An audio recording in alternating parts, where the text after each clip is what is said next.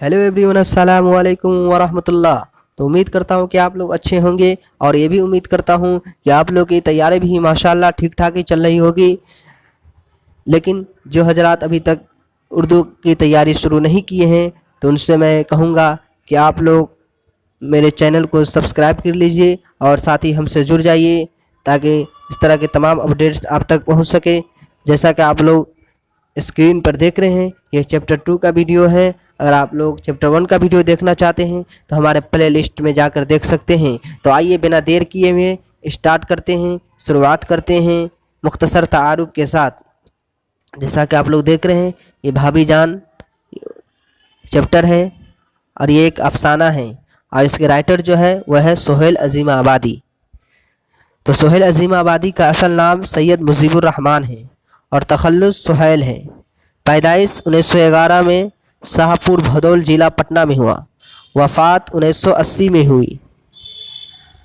अफसानवी मजमुआ है अलाव, चार चेहरे और आदमी के रूप, यानी 3 अफसानवी मजमुआ है। नाविल सिर्फ एक है, बेजर के पौधे। और इनका जो मरकज़ी किरदार है वह है रुकैया भाभी। ये थे मुख्तसर तारुफ। अब आइए मुख्तसर तरीन सवालात की तरफ।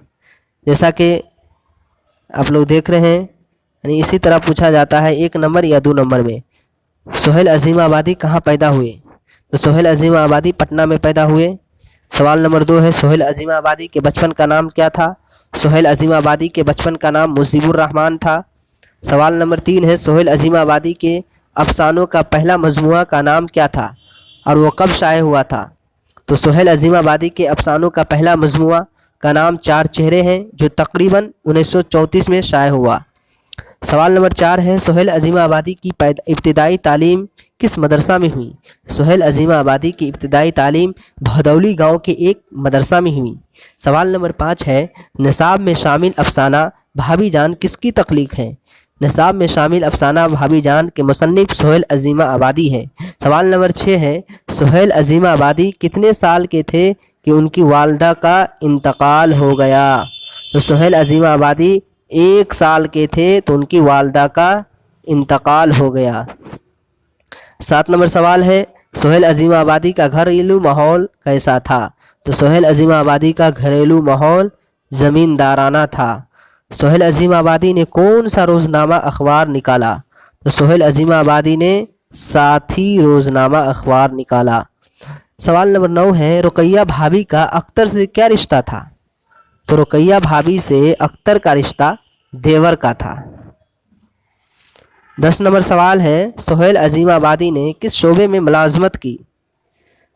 तो सोहेल अजीम आबादी ने ऑल इंडिया रेडियो में मुलाजमत की। अब सवाल नंबर 11 है, 11, रुकैया भाभी के शौहर को बार बार क्यों जेल जाना पड़ता था? इस तरह के सवाल जो है 3 नंबर या 5 नंबर में ही पूछा जा सकता है। तो रुकैया भाभी के शौहर को बार बार इसलिए जेल जाना पड़ता था क्योंकि उन्हें सियासत से काफ़ी लगाव और दिलचस्पी थी। तहरीक आज़ादी के वक्त रुकैया भाभी के शौहर पर कई सियासी मुकदमे चल रहे थे।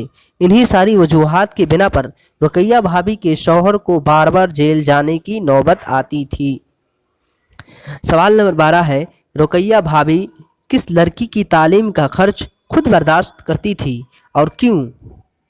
रुकैया भाभी सिम्मी नाम की लड़की की तालीम का खर्च खुद बर्दाश्त करती थी, इसलिए कि सिम्मी बहुत गरीब लड़की थी लेकिन उसे पढ़ने का बहुत ज़्यादा ज़ौक़ था, लेकिन गुर्बत की वजह से वालिदैन उसकी तालीम का खर्च बर्दाश्त नहीं कर पाती थी।